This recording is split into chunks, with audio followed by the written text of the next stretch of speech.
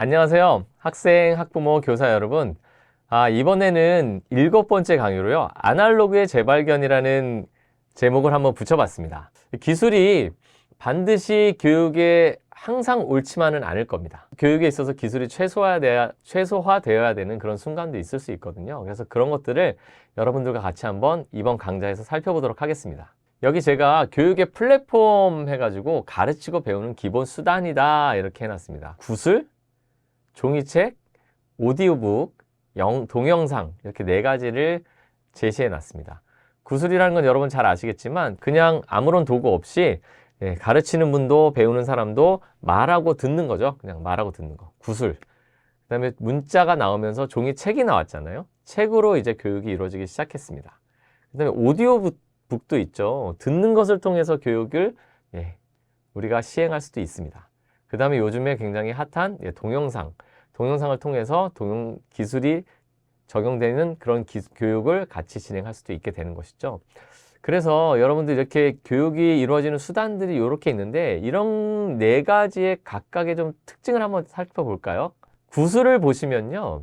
말하기와 주의 깊게 듣기라는 2가지로 이루어집니다. 가르치는 사람은 주로 이제 말을 하게 되겠죠. 저도 지금 말을 하고 있습니다만 배우는 사람은 주로 이렇게 주의력을 집중해서 듣게 될 겁니다. 그렇죠? 그런데 종이가 없던 시절에 가르치는 분들은 어땠을까요? 교사 여러분들 아마 이 강좌를 듣고 계신 여러분들이 아무런 도구가 없이 쓰는 것도 없이 구슬로만 학생을 가르쳐야 된다? 그럼 어떠실 것 같으세요? 쉽지 않을 겁니다. 왜냐면 첫 번째로 머릿속에 가르쳐야 되는 내용들이 일목요연하게 다 들어가 있어야 돼요. 미리 다 기억이 돼 있어야 됩니다. 그런 것들을 논리정연하게 풀어낼 수도 있어야 되겠죠. 그래서 가르치는 사람 입장에서도 굉장히 쉽지가 않을 것 같고요. 2번째로 배우는 사람 입장으로 보시면요. 주의 깊게 듣기 이렇게 되어 있는데 굉장히 귀를 기울이고 정신을 집중해서 들어야 될 겁니다. 그래야지 기억에 좀 남겠죠. 그리고 이제 제가 여기 기억력 이렇게 해놨는데 가르치는 분이나 배우는 사람이나 기억력이라는 것에 상당히 의존하게 되는 형태가 구슬이라는 형태가 되겠죠. 2번째로 문자, 종이책 읽기라는 걸 저희가 한번 같이 생각해 보죠. 읽기라는 것은 읽고 난 다음에 저희가 책을 읽잖아요. 글자를 읽으면 그걸 읽고 나서 뭔가 머릿속에 뭐가 막 그려집니다. 뭐가 막 떠오르잖아요. 일단 그것이 우리가 이해한다라고 얘기를 하기도 합니다. 아무것도 떠오르지 않고 뭔지 모르겠어 하면 이제 모르는 거지만 이해를 하게 되면 머릿속에 어떤 것들이 떠오르게 됩니다. 그게 어떤 이미지일 수도 있고요. 여러 가지 형태로 떠오르게 되겠죠. 그래서 문자를 읽는다라는 것은 이해를 통해서 텍스트에 표면적으로 이야기하는 것들을 먼저 이해하게 되고 텍스트가 이게 무슨 말이지? 이런 말이구나 라는 걸 받아들이는 형태이기도 하고요. 2번째는 또 어떻게 하죠? 읽은 내용이 머릿속에 들어가게 되면 그것을 기반으로 해서 또 다른 생각이 이어진다는 거죠. 그걸 여기서는 읽은 것을 토대로 추론한다 라고 지금 표현을 해놨습니다. 추론이 일어나게 되고요. 추론만 하게 되느냐? 3번째 뭐라고 써놨냐면 이미 알고 있는 것과 통합된다. 내가 기존에 알고 있던 지식들과 새롭게 읽어서 받아들여지는 것들이 제 머리 안에서 합쳐지게 된다는 거죠. 통합이 된다. 단순히 읽은 것만 좋은 효과를 일으키는 것이 아니라 읽고 있던 내용을 이해하고 그것을 바탕으로 추론이 일어나고 그 추론이 또 새로 기존에 알고 있는 것들과 같이 통합이 일어나면서 지식이 새롭게 생성되게 되는 것이죠. 그래서 읽기는 이러한 효과를 일으키는 교육의 플랫폼이라고 말할 수가 있습니다. 오디오 듣기는 어떤가요? 오디오 듣기에도 여러 가지 특징이 있겠습니다만 가장 중요한 것이 낭독자 같아요. 낭독자. 오디오라는 것은 일단 누군가가 종이책을 읽어준다라고 생각을 해보시면 가장 쉽게 이해가 되실 것 같습니다. 읽는 사람의 목소리도 있을 거고요. 톤도 있을 거고요. 그 사람이 어떤 기분으로 어떻게 읽냐에 영향을 받겠죠. 그래서 1차적으로 낭독자의 해석이 들어가 있습니다. 그렇죠? 그래서 그 해석을 기반으로 제가 들어서 거기서부터 새로운 것이 생성되기 시작하는 형태를 가지고 있죠. 그래서 오디오는 낭독자의 상상과 해석이 어느 정도 개입이 된다. 그런 특징을 가지고 있다. 이렇게 볼 수 있을 것 같습니다. 자, 우리가 가장 최근 들어서 또 많이 사용하고 있는 동영상은 어떤가요? 동영상은요, 여러분들 TV 보시는 거 생각하시면 이제 되겠습니다. 완전한 해석이 들어가 있고요. 동영상을 보는 사람은 일단은 어쨌거나 수동적인 자세를 취할 수밖에 없습니다. 지금 이 강좌를 보시면서도 제가 바라기는 수동적이시지 않기를 이걸 듣고 계시는, 보고 계시는 학생이나 학부모 여러분들이나 교사 여러분들께서 가만히 이렇게 멍하니 계시지 않았으면 좋겠어요. 뭘 적으셔도 좋을 것 같고, 말로 따라해 보셔도 좋으실 것 같고, 그쵸? 수동적인, 근데 일반적으로 동영상을 듣는 사람으로 하여금 수동적 자세를 취하게 하죠. 그 다음에 많은 연구 결과를 보면요, 동영상을 보는 사람들이 훑어보는 특성을 보인다고 해요. 굉장히 막 집중해서 꼼꼼하게 동영상을 보는 것이 아니라 약간 정신이 풀어져 있잖아요. 수동적 자세다 보니까 이렇게 조금 느슨하게 훑어본다라는 거죠. 그래서 그런 특징을 가지고 있다. 그러면 교육에 지금 읽기도 쓰이고요, 오디오북도 쓰이고요, 동영상도 쓰일 거고요. 그 다음에 구슬도 쓰이겠지만 구슬은 많이는 사용은 안 될 것 같아요. 최근의 교육에 있어서는. 이러한 교육적인 전달 수단이 있는데 우리 학생들은 지금 상황이 어떨지 같이 한번 볼까요? 제가 느닷없이 스마트폰 과의존 위험군이라는 조사 결과를 가지고 왔습니다. 우리 학생들의 상태를 조금 같이 한번 이야기해 보려고 해요. 학생 여러분들도 이 강좌를 보고 계신다면 여러분들 어때요? 스마트폰 하루에 얼마나 쓰나요? 학부모 여러분들, 여러분들의 자녀는 스마트폰 하루에 몇 시간이나 쓰나요? 교사 여러분들도 마찬가지고요. 본인도 내가 스마트폰을 얼마나 쓰는지 한번 생각해 보시면 좋을 것 같아요. 2022년도에요. 과학기술정보통신부에서 스마트폰 과의존 실태조사 보고서라는 걸 발표했습니다. 여기에 그거의 가장 대표적인 결과를 요약해 놓은 건데요. 여기 보시면요. 유아동도 스마트폰을 요즘 굉장히 많이 보는 거예요. 유아 어린이들도 보는데 보시면 맨 위에 진한 색이 과위험 고위험군이고요. 과의존 고위험군이고요. 밑에 약간 연한 색이 잠재적으로 과의존이 될 수 있는 위험군이다 이렇게 돼 있는데 유아동도 거의 28%, 26.7%, 22년에 26.7%가 지금 과의존 위험군이잖아요. 굉장히 높은 수치입니다. 성인 한번 볼까요? 성인은 22% 정도, 2022년에요. 60대에서는 15.3%, 이제 좀 덜 쓰시는 거죠. 그런데 이 유아 성인 60대에서는요, 주목할 만한 특징이 있어요. 2021년 대비 2022년이 어떻게 됐나요? 예, 과의존 위험군이 줄어들고 있습니다. 어쨌거나 꺾였죠. 줄어들고 있는데, 청소년, 자, 우리의 자녀들 청소년 한번 보실까요? 2022년에요, 스마트폰 과의존 위험군 비율이 40.1%입니다. 예, 압도적으로 높습니다. 전 연령층 대비해서 압도적으로 높고요. 더 안 좋은 거는 2021년에 37%에서 2022년에 40.1%로 크게 증가한 것을 볼 수가 있습니다. 2023년에는 아직 이런 조사 결과가 안 나온 걸로 알고 있는데 올해도 나온다면 아마 더 증가하지 않을까 그런 우려가 되고 있는 상황인 거죠. 그래서 많은 청소년들이 스마트폰을 굉장히 오래 사용하고 그것에 굉장히 의존하고 있다라는 조사 결과를 볼 수가 있습니다. 제가 스마트폰 과의존 위험군이라는 걸 왜 보여드렸냐? 바로 우리의 학생들, 우리의 자녀들이 무엇으로 글을 읽고 있는가, 무엇으로 지식을 습득하고 이 세상을 바라보고 있는가라는 것을 한번 엿보기 위해서 스마트폰 이용 실태를 한번 같이 봤습니다. 여기 보시면요. 저도 굉장히 눈여겨보는 조사인데요. 2년마다 문화체육관광부에서 국민 독서 실태라는 것을 조사해서 발표하고 있습니다. 여러분들 혹시 들어보신 적이 있으신가요? 국민 독서 실태를 발표했는데요. 연간 매처별 초, 중고생의 독서율이라는 것의 그래프예요. 여기 보시면 독서율이라는 것을 풀어서 말씀을 드리면 밑에 제가 써놨습니다만 교과서나 수험서, 참고서, 공부에 관련된 거 빼고요. 일반 도서를 1년에 한 권이라도 읽은 사람의 비율을 나타냅니다. 독서를 했다. 내가 꼭 봐야 되는 참고서, 교과서 이런 거 빼고 나는 책을 읽었다라는 사람의 비율을 나타낸 거예요. 그랬더니 어떻죠? 종이책, 전자책, 오디오북, 요즘에는 오디오북도 많이 보고 이제 태블릿 같은 걸로 전자책도 많이 보고요. 스마트폰으로 전자책을 보기도 하죠. 그런 전자책, 오디오북, 종이책 다 합쳐서는 21년에 91.4%, 91.4%의 독서율을 보이고 있어요. 종이책은 90.7%에서 87.4%로 살짝 줄어들고 있죠. 전자책 보시면요. 37.2%에서 49.1%로 큰 폭으로 늘어났습니다. 오디오북은 소폭 줄어들었죠. 그래서 제가 여기서 주목하고 싶은 거는 전자책의 비율이에요. 전자책의 비율이 크게 늘어나고 있다. 우리 학생들이 종이책으로 보는 비율은 줄어들고 있지만 스크린을 통해서, 전자 스크린, 핸드폰이 됐던 태블릿이 됐던 컴퓨터, 모니터, 화면이 됐던 스크린을 통해서 책을 읽는 비중이 크게 늘어나고 있다라는 것을 우리가 알 수 있다는 겁니다. 학교 급별, 매체별 연간 독서를 한번 볼까요? 학교 급별이나 초, 중, 고를 여기 나눠서 봤는데요.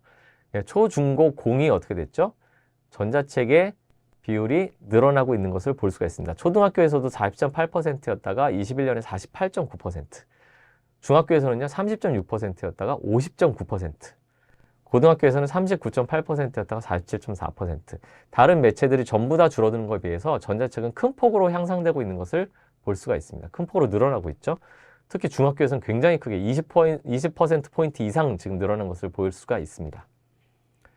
그러면 우리 아이들이 자꾸 전자책으로 어떤 디지털 스크린으로 지금 무언가를 읽는 비중이 늘어나고 있다는 건데, 이런 현상은 과연 올바른 걸까요? 괜찮은 걸까요? 앞으로 계속해서 디지털 스크린으로 글자를 읽게 되면 아무런 문제도 없는 걸까요? 예, 이 지점을 여러분들과 함께 이야기해보고 싶었습니다. 여기 읽기의 중요성 해가지고 제가 장표를 지금 띄워놨는데요. 읽다라는 행동은 단순히 문자를 그냥 따라 읽는 것을 의미하는 게 아니잖아요. 읽음으로써 지식도 습득하고요. 언어 능력, 어휘가 습득되면서 언어 능력도 늘어나고요. 지식이 습득되면서 창의력도 늘어나게 되고요. 이해력이 증진되고요.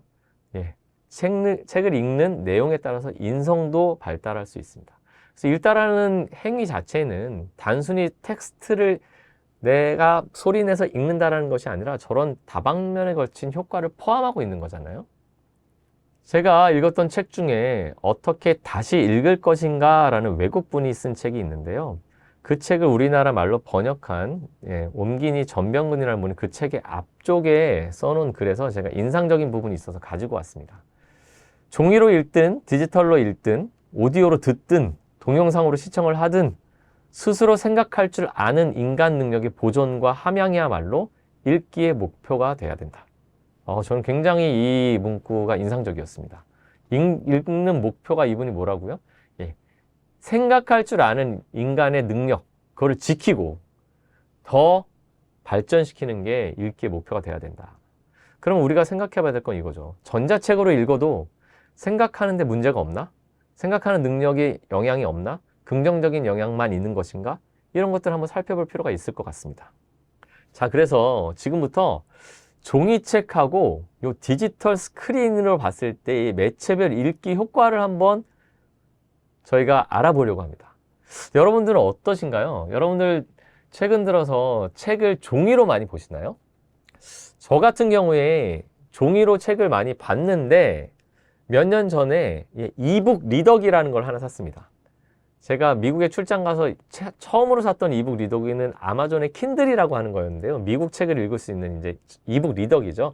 이북 리더기를 여러분들은 보신 분도 계시고 아닌 분도 계실 건데 최근 들어서 사용이 꽤나 늘어나고 있습니다. 이북 리더기는 이렇게 태블릿 화면처럼 밝지는 않아서 종이책과 비슷한 질감을 주긴 하지만 어쨌거나 스크린으로 읽긴 하는 거죠. 그래서 이북 리더기를 쓰기도 하고요. 디지털 스크린 중에. 그 다음에 컴퓨터 화면을 통해서 읽기도 하죠. 요즘에는 컴퓨터 화면을 통해서 웹소설이라든지 이런 걸 보기도 합니다. 그 다음에 가장 많이 활용하는 태블릿이 있을 수 있고요. 또 스마트폰이 있을 수 있습니다. 이런 디지털 스크린으로 우리가 문자를 많이 보게 되는데 여러분들 어떠신가요? 한번 잘 생각해 보실까요? 종이책으로 내가 뭘 읽지? 종이책으로는 주로 어떤 걸 읽고 디지털 스크린으로는 뭘 보지? 한번 생각해 보셨으면 좋겠어요. 그리고 종이책으로 읽을 때랑 디지털 스크린으로 읽었을 때 내가 그 내용을 받아들이거나 읽는 마음의 자세라든지 효과가 어떤지 한번 생각해 보시죠. 그리고 지금부터 다른 연구자분들의 연구 결과를 한번 보려고 합니다. 아까 앞에서 본 것처럼 읽는다라는 것은 단순하게 텍스트를 그냥 받아들이는 행위는 아니라는 것이죠. 텍스트를 내가 말하고 있는 것을 이해하고 그 내용을 바탕으로 생각을 발전시키고 기존에 내가 알고 있는 것과 통합시키는 이러한 작용이 계속해서 일어나게 됩니다. 그래서 디지털 스크린으로 읽는 것과 종이책을 읽을 때 이러한 과정들이 잘 일어나고 있는지를 비교해서 볼 필요가 있는 거죠. 지난 강좌에서도 잠깐 얘기가 나왔었는데 요즘 유치원에서요 이런 일들이 꽤나 벌어지고 있는 것 같아요. 선생님들이 인공지능 스피커로 동화 구연을 틀어준다고 합니다. 인공지능 스피커로 아이들에게 책을 들려준다고 해요. 여러분들은 어떻게 생각하시나요? 제가 어떤 교사 모임에서 교육과 기술에 관한 강의를 한 적이 있는데요. 마지막에 이 질문을 하셨어요. 유치원 선생님이 이런 질문을 하셨습니다. 인공지능 스피커를 활용하는 것에 대해서 유치원에서 인공지능 스피커를 활용하는 것에 대해서 어떻게 생각하십니까? 라고 질문을 하셨어요. 제가 그 질문을 듣고 나서 사실 바로 답변을 드리진 못했습니다. 일단은 뭐라고 제가 답변을 드렸냐면, 그 나이에는 어린 나이이기 때문에 조금 더 사람과의 접촉이 훨씬 더 중요할 것 같다. 라고 일단 원칙적인 답변을 드렸는데, 집에 제가 차를 타고 오면서 곰곰이 생각을 해봤어요. 어린 아이들에게 인공지능 스피커로 이야기를 들려준다? 어린 아이에게 사람이 책을 읽어준다? 굉장히 큰 차이가 있죠. 사람이 읽어주면 읽는 사람의 표정도 볼 수 있고요. 눈빛도 볼 수 있고요. 다양한 인터랙션이 있을 수 있습니다. 그렇죠? 책을 읽다가 이건 뭐야, 이건 뭐야 물어볼 수도 있잖아요. 그래서 제가 결론에 다다른 것은 인공지능 스피커보다는 피치 못할 상황이 아니라면 선생님이 책을 읽어주는 것이 당연히 좋겠죠. 그래서 유치원에서 가급적이면 인공지능 스피커를 사용하지 않는 것이 어떨까 하는 것이 제 생각입니다. 어린아이들에게 디지털 책을 줘도 될까요? 어린 시절 읽기의 세 가지 측면이라고 이렇게 해놨는데요. 이 세 가지 측면은 어디에서 나오냐면 다시 어떻게 읽을 것인가, 아까 제가 전병근이라는 옮긴 이의 그 인상적인 코멘트를 소개를 시켜드렸습니다만, 그 책을 쓰신 분이 나오미 베런이라는 분인데, 그 책을 보면 어린아이들에게 디지털 책을 줘도 될 것인가에 대해서 세 가지 측면, 읽기의 세 가지 측면을 제시하고 있어요. 사회적 측면, 언어인지적 측면, 참여적 측면. 사회적 측면이라는 것은 읽을 때, 그쵸? 읽을 때 어떤 관계적인 것도 형성이 된다는 거죠. 엄마가 책을 읽어준다. 누군가 읽어준다. 이럴 때 어린 시절에 그 관계를 통해서 많은 것이 아이들에게 또 책 내용 이외의 것들도 전달이 될 수 있다. 언어인지적 측면도 있죠. 책을 읽음으로써 어릴 때 읽기라는 것은 어휘가 발달하기도 하고요. 인지적인 능력이 발달하기도 하고 이렇게 된다는 겁니다. 참여적 측면은요. 아이가 책을 스스로 읽든 아니면 누구에게 듣든 그 행위에 몰입하고 그 행위에 참여하는, 이 세 가지 참여하는 측면이 또 읽기에 존재한다는 거죠. 그래서 어린 시절의 읽기를 우리가 판단할 때 사회적 측면, 언어인지적 측면, 참여적 측면을 같이 보는 것이 중요하고, 종이책 읽기와 디지털 스크린 읽기를 어린아이들에게 줘야 될까 말아야 할까를 비교할 때도 이런 세 가지 측면에서 한번 검토하는 게 필요하다라는 것이 이분의 주장입니다. 그래서 읽기에 관해서 한번 연구를 해봤어요. 디지털 스크린 읽기와 종이책 읽기가 과연 어떻게 다르냐? 정말로 학생들에게 어떤 영향력이 있는 거냐? 어떤 차이가 발생하는 거냐? 그래서 이 책에 소개된 세 가지 연구를 제가 여기 가지고 왔습니다. 대학생 연구 첫 번째가 있고요. 대학생 연구 두 번째가 있고, 중고등학생 대상으로 했던 연구가 있어요. 지금 연구가 세 가지가 있는 겁니다. 대학생 연구 1, 대학생 연구 2, 중고등학생 연구. 그래서 연구자가 여기 지금 보이시는 것처럼 각각 있고요. 연령대도 대학생 연구 1, 대학생 연구 2, 중고등학생별로 다르고요. 연구 범위도 여러 나라에서 이 연구가 진행이 됐어요. 그리고 디지털 읽기가 한참 시작됐던 2000년대, 10년대 중반부터 후반까지 수행이 됐던 연구입니다. 이런 걸 참고를 하시고요. 결과를 한번 볼까요? 이 연구에서요. 가장 첫 번째로 중요하게 다뤘던 디지털 스크린과 종이책의 차이에 대해서 알고 싶었던 게 뭐냐면요. 집중하거나 몰두하는데 수월한 매체는 종이책이냐 디지털 스크린이냐. 여러분 어떻게 생각하시나요? 종이책이 더 집중이 잘 되나요? 디지털 스크린으로 볼 때 집중이 잘 되나요? 답변을 한번 볼까요?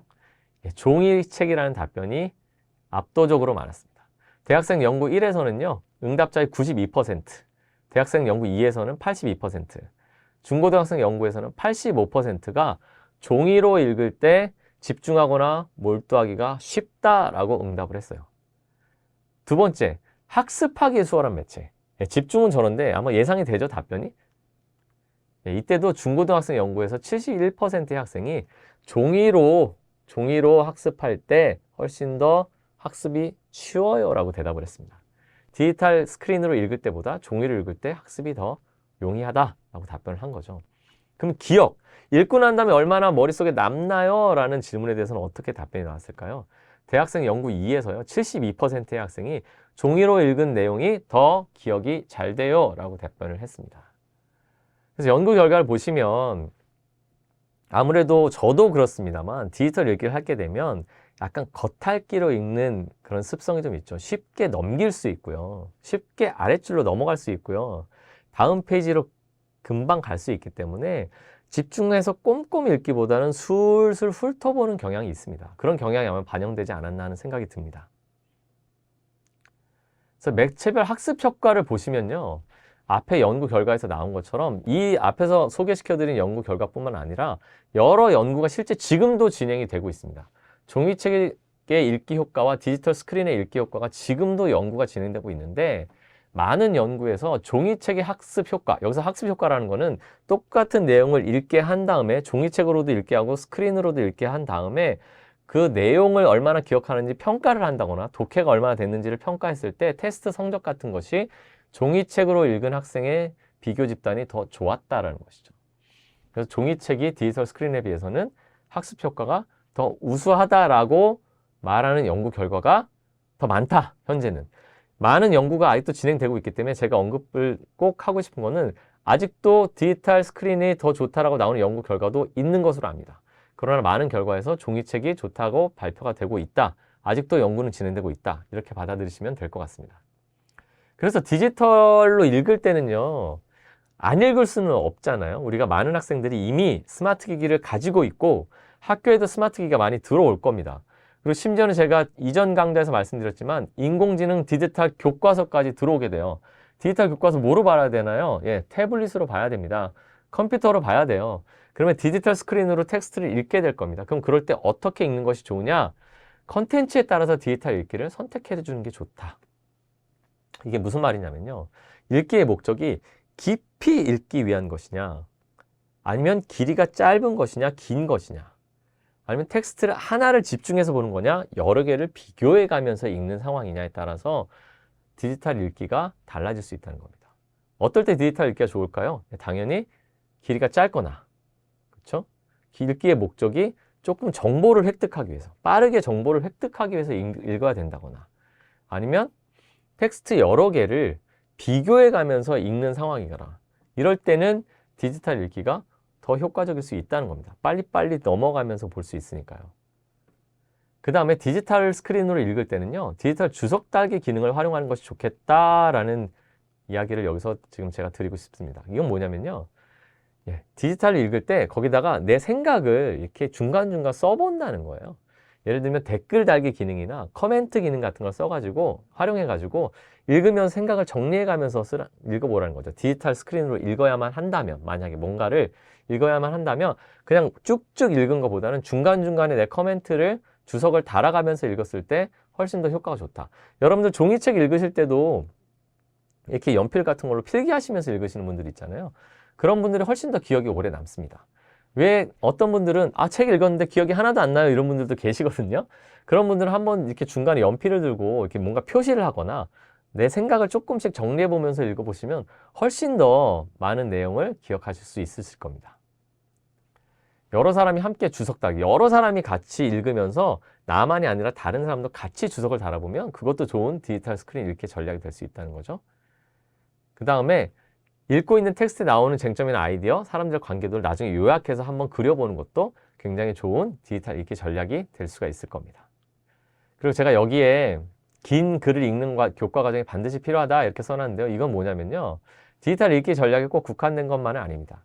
우리 학생들의 읽기 능력 자체가 전반적으로 저하된다라는 이야기가 요즘 들어서 굉장히 많이 나오고 있거든요. 학생들이 많은 디지털 기기를 활용하고 디지털 콘텐츠를 쓰기 시작하면서 점점 더 자극적이고 점점 더 짧은 것에 더 집착하는 경향을 많이 보이죠. 요즘은 유튜브보다도 쇼츠라든지 틱톡이라든지 훨씬 더 짧은 영상을 많이 소비하고 있습니다. 그런데 이 긴 글을 읽는 과정은 너무너무나 제 생각에는 생각하는 능력, 사고력 향상에 중요하다고 생각이 듭니다. 근데 요즘 학생들한테 책 한 권을 주면요. 끝까지 읽어내는 학생이 많지가 않습니다. 그 책 내용에 대해서도 여러분들이 한번 책을 어떻게 하면 긴 글을 읽을 수 있도록 자녀나 학생들을 도울 수 있을까 한번 생각해 보셨으면 좋겠고요. 학교에서도 긴 글을 읽는 교과 과정이 꼭 있었으면 하는 바람입니다. 그래서 이제 종이책과 디지털 읽기에 대해서 제가 이렇게 말씀을 드렸는데 종이책이 학습이나 깊이 생각하기 이런 것은 좋다라고 이렇게 언급을 드렸잖아요. 메리언 울프라는 분이 계세요. 읽기에 대해서 여러 가지 책도 쓰시고 하신 분인데요. 메리언 울프라는 분이 양손잡이 읽기 전략이라는 걸 제안했습니다. 디지털 읽기가 많이 늘어나니까 이분이 제안한 건 굉장히 심플합니다. 긴 글을 읽거나 깊이 읽어야 될 때는 종이책으로 읽자. 빠르게 읽거나 정보를 획득하기 위한 목적의 읽기일 때는 디지털로 읽자. 그것도 괜찮다. 이렇게 구분을 해서 양손잡이 전략이라고 이야기를 했어요.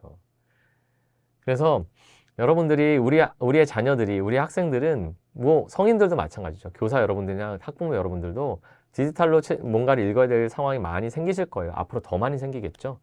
그런데 가능하면 긴 글이나 깊이 읽을 때는 종이책을 읽도록 노력을 해보고 정보 획득이나 짧은 글을 읽을 때는 디지털 스크린을 활용해도 괜찮다. 이렇게 우리가 한번 노력을 해보면 아마 우리의 사고 능력이 그래도 더 많이 보존되고 함양되지 않을까 이런 생각이 듭니다. 학습의 효과에서 지금 동영상도 잠깐 언급을 해볼게요. 학습의 효과, 요즘 동영상을 보거나 인터넷 강의를 듣는 학생들이 굉장히 많이 있기 때문에 동영상을 어쩔 수 없이 학습의 매체로 써야 된다면 이렇게 하기를 한번 추천드려 봅니다. 동영상보다 텍스트를 사용할 때 독해 성적이 더 나아진다는 게 실제 지금 현재 검증 결과고요. 동영상 학습 시 학생의 주의력이 분산될 수 있다. 뭐 다 여러분들이 공감하시는 바죠. 그래서 동영상으로 학습을 하실 때는요. 이렇게 하시는 분들도 있어요. 동영상 교사분들이 예전에 원격 수업으로 코로나 때문에 원격 수업을 하실 때 동영상 중간중간에 스톱하고 테스트 문제를 이제 배치시켜 놓는 거죠.